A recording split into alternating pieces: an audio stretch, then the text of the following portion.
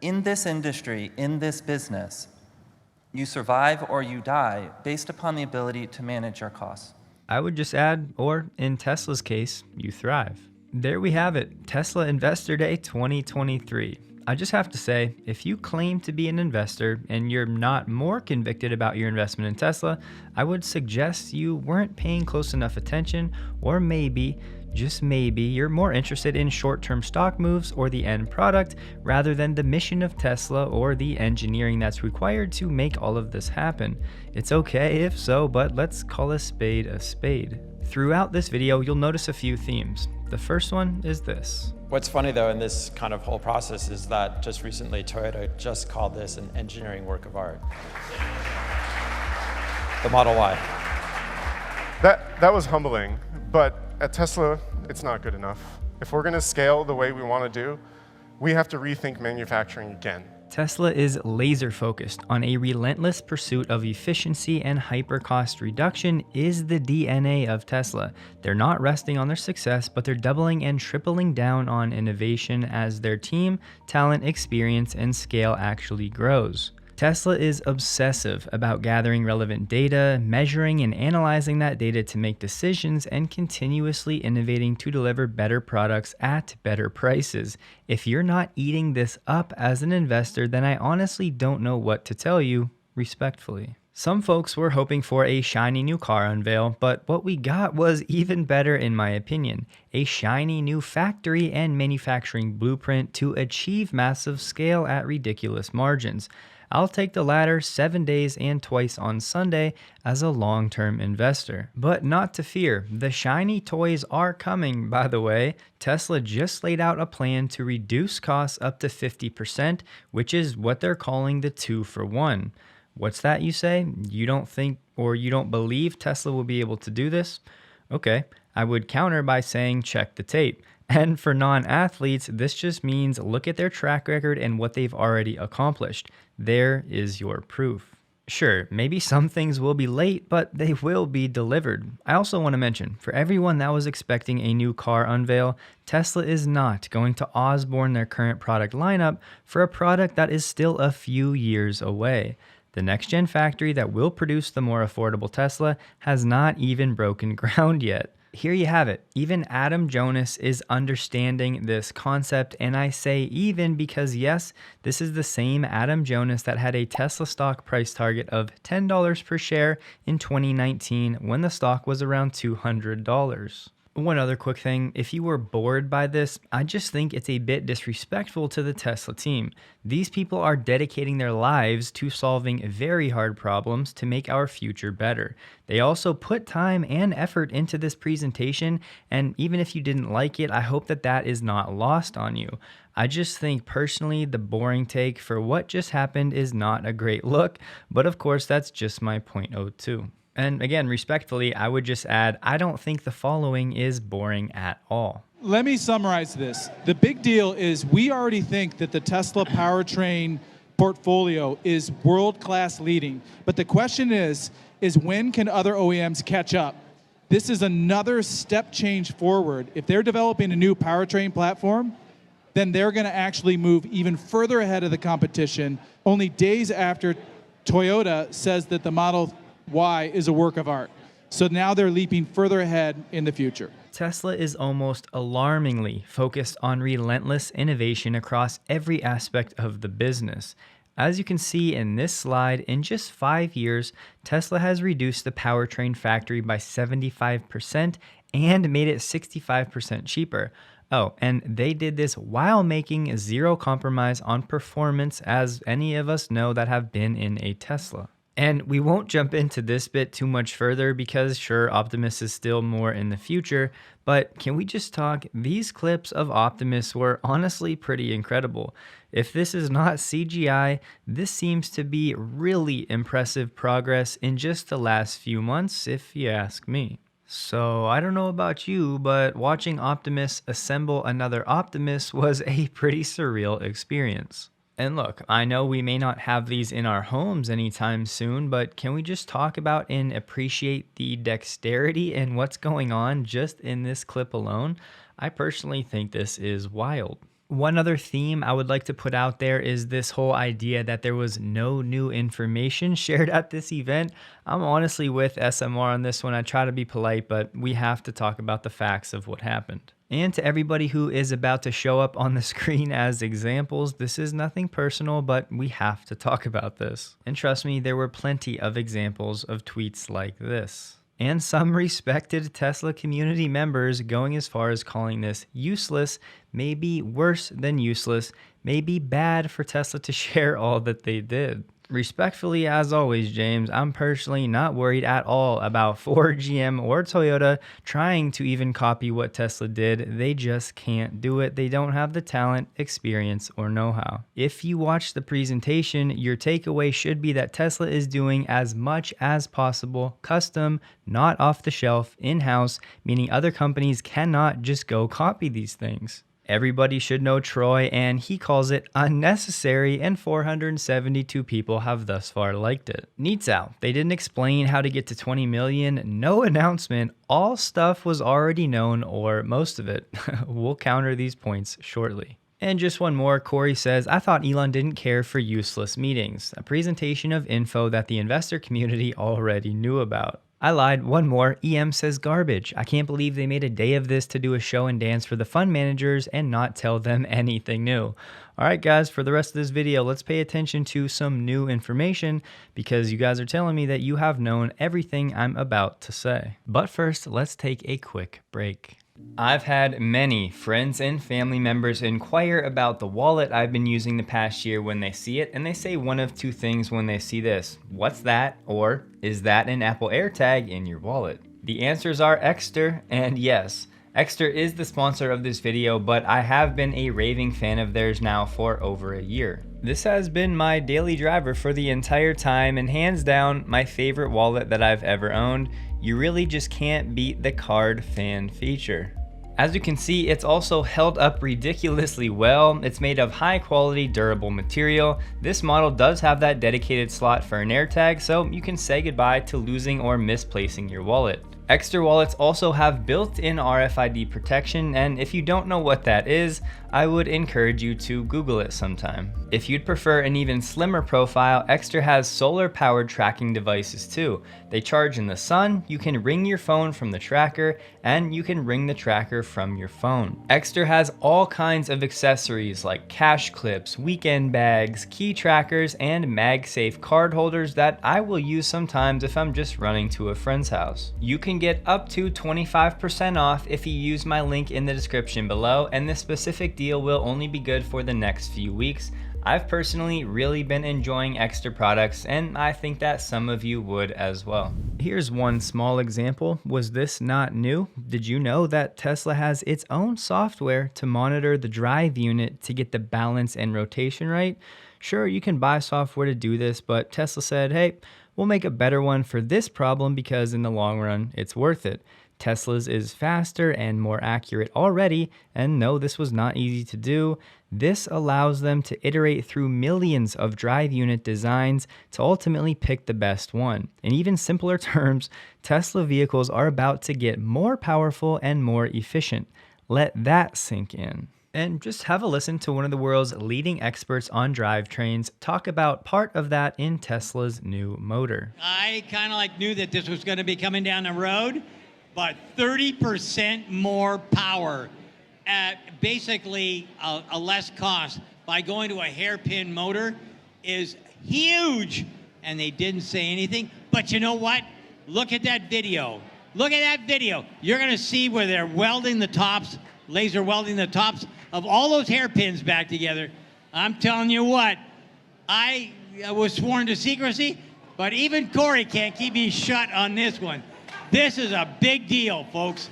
A huge deal. Huge. I'm also assuming all of you guys knew that Tesla's V4 superchargers, which are being installed in Europe first right now, actually have longer cables to reach the CCS vehicles, because I didn't see too many people talking about this if so. And it's not all just about money and speed at Tesla, it's about doing cool stuff as well. And I guess most people out there already knew that Tesla's next drive unit was going to be even more scalable, is chemistry agnostic. It's a 50% smaller footprint for an all-in cost of $1,000. Now, I know some people would need some more context here, so here you go. Here's a permanent magnet motor with no rare earth metals. It's going to cost $1,000, right? So they say that, and it's like, you know, that alone, maybe that doesn't mean anything, but then you go ahead and you do the math and you say 75 kilowatt hour battery pack with a $1,000 motor that's efficient enough to use, you know, iron phosphate cells so you can keep cutting those costs. And then all of a sudden you have a drivetrain that's, you know, $6,000-ish dollars, and 25% of the cost of the car. That's like a rough rule of thumb for how you get to the drivetrain. And all of a sudden, you're at a $25,000 vehicle. So for anybody that's keeping score at home, 25% of a $25,000 car would be $6,250 for an average cost of a drive unit for a car that costs $25K. Tesla's next-gen vehicle should cost $1,000 for the drive unit. So maybe it's just me, but this was definitely new and very interesting information to me, and I think many others. I'm also curious, could all of you guys have told me before this event about Tesla being so integrated with suppliers and actually designing products in-house that don't exist, and then creating the supply chain by sending Tesla engineers to the suppliers to help create these production lines? This way, Tesla can actually weed out suppliers that either aren't capable or aren't willing to move at Tesla's pace. Tesla is doing this sometimes down to tier 6 suppliers for things like 4680s because of the volume it's buying. If you're not familiar, Ford, GM, and Toyota have been buying parts off the shelf from all over the place for decades. Changing this will not happen overnight, if ever. You need special talent to design these parts, you need the conviction to actually do it, you need to take the risk, and the software to make it all work. Legacy knows very little about software so far. This is also a huge part of how you control costs, something Rivian and Lucid have not yet mastered, although I hope they do. Or how about this new information that doesn't even make sense when you understand what's going on? This was for Tesla's heat pump automated manufacturing. They've achieved a 99% reduction in the labor force. They basically eliminated it altogether. What used to take Tesla 1,000 workers to build a super manifold in full volume now only takes 10. And at the same time, the quality went up by an order of magnitude.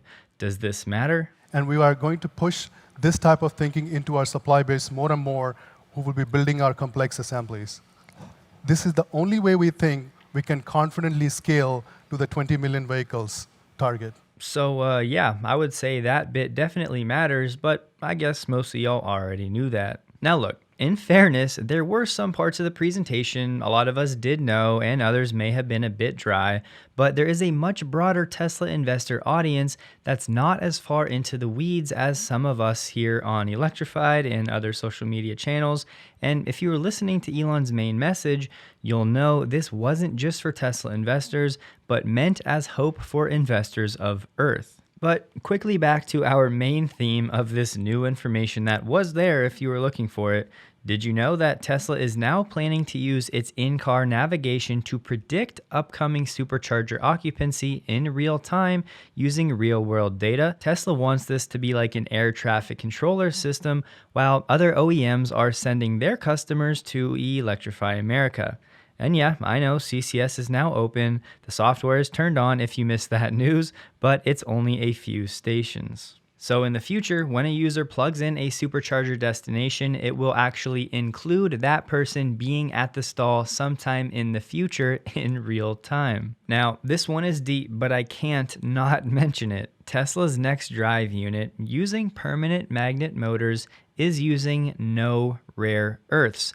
Now, I'm pretty confident before this event, 10 out of 10 people could not tell me Tesla was doing this. At least 10 out of 10 non-Tesla employees. And this achievement, like all of the achievements that I mentioned today, it's only possible because of the incredible people on our powertrain teams. They are absolutely committed to the cause of sustainable energy, and that is why we can do what no other company can do. Or how about this one? Did you guys all really know that all of the resource chatter is nonsense, that we're going to run out? As we extract resources, we've been finding more.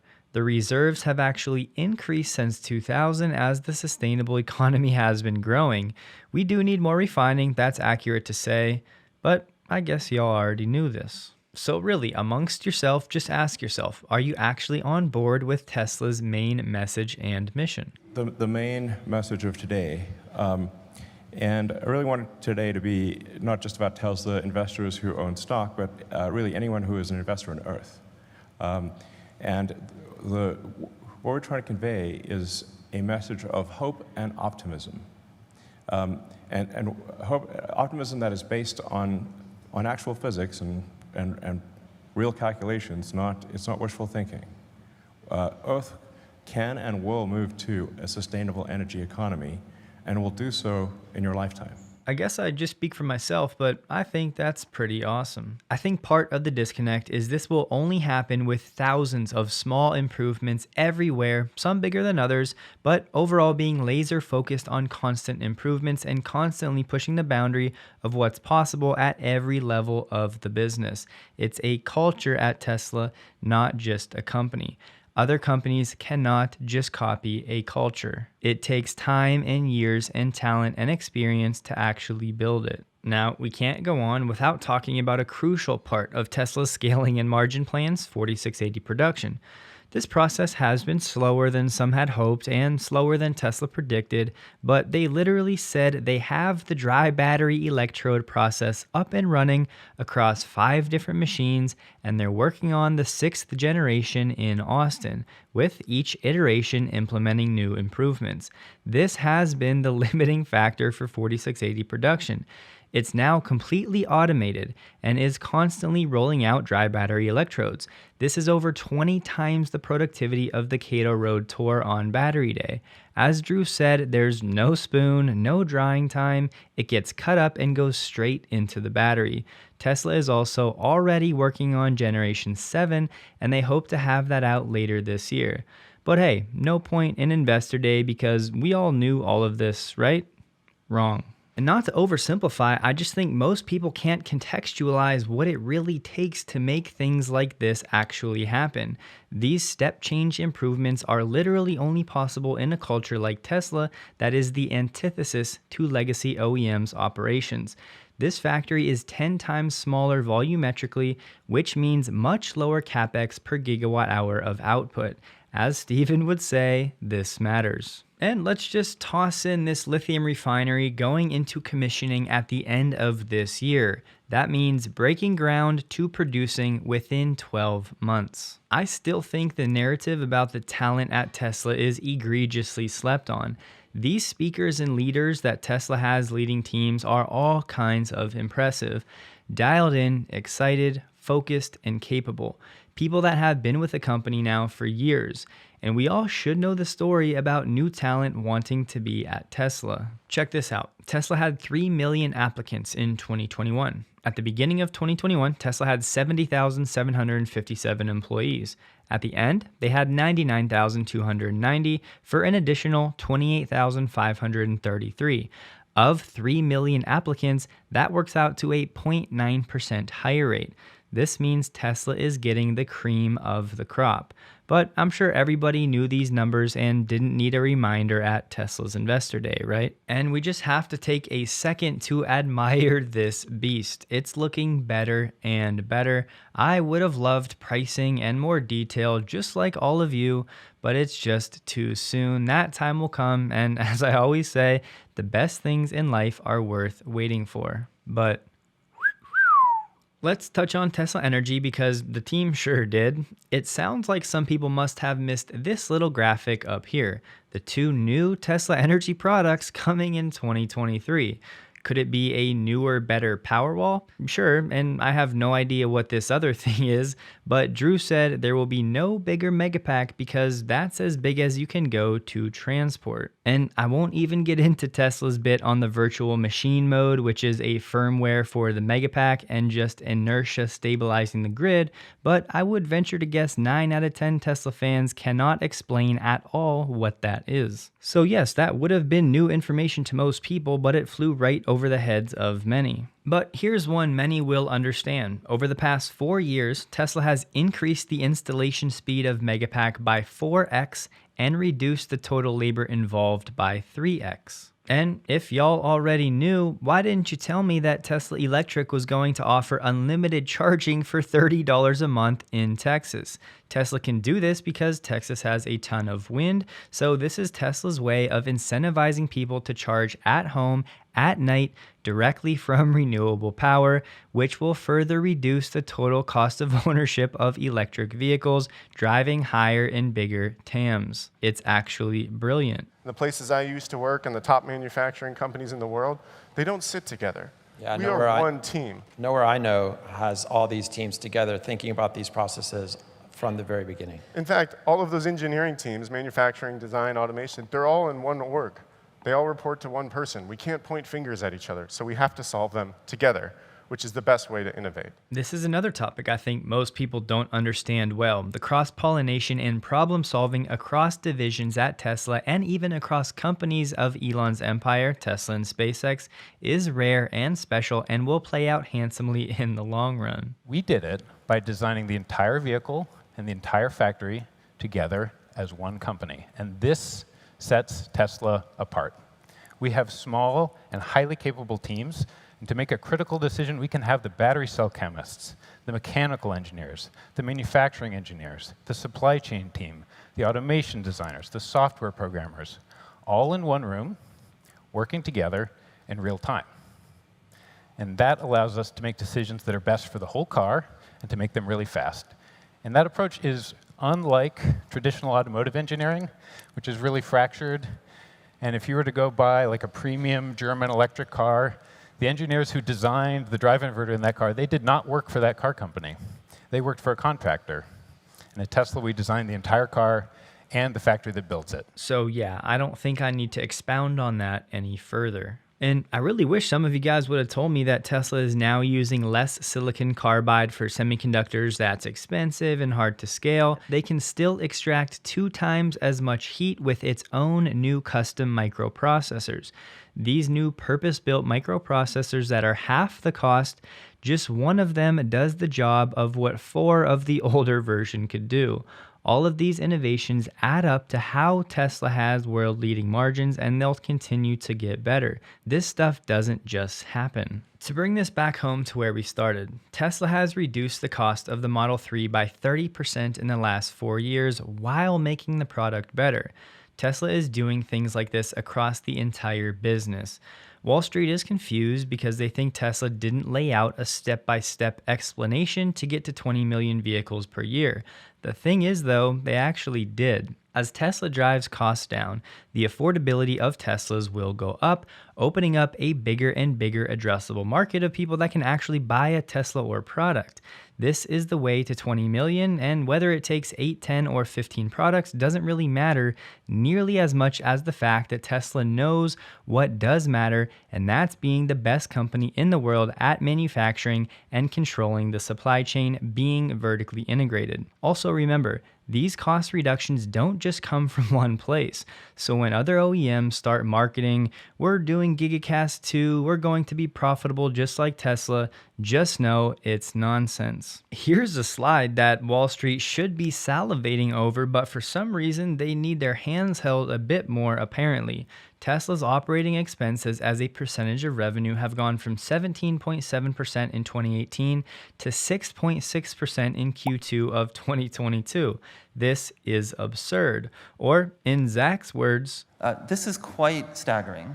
Throw in the fact that almost every division at Tesla is now using a custom-built Tesla software that's dedicated, lightweight, and does only exactly what Tesla needs it to do. And the results of that custom-built operating software are on the screen. It's internal process efficiency, agile manufacturing at its finest, a culture that's been built over the last decade through the fire.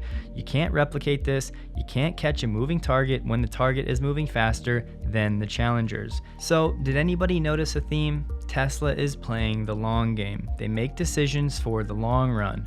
Not all of these decisions are paying off yet, and you could argue that most are not. But Tesla is about the mission. They are not about the stock price, at least not in the short term. That's part of why I spend my days watching this story unfold. I like to invest for wealth, yeah, but I also want to make the world a better place for my children if I one day have them. The way I see it, Tesla is the best of both worlds. The best risk-adjusted return I can find personally, not financial advice, and also a wonderful place to put my money to play a small role and to feel good about pushing forward a brighter, cleaner, and safer future. So in summary, I know some people are disappointed and upset, feeling let down, and everyone is of course entitled to their feelings. But I'm not going to back off my perspective that I do believe some of these folks would be better served to change their perspectives at least a bit. As always, respectfully.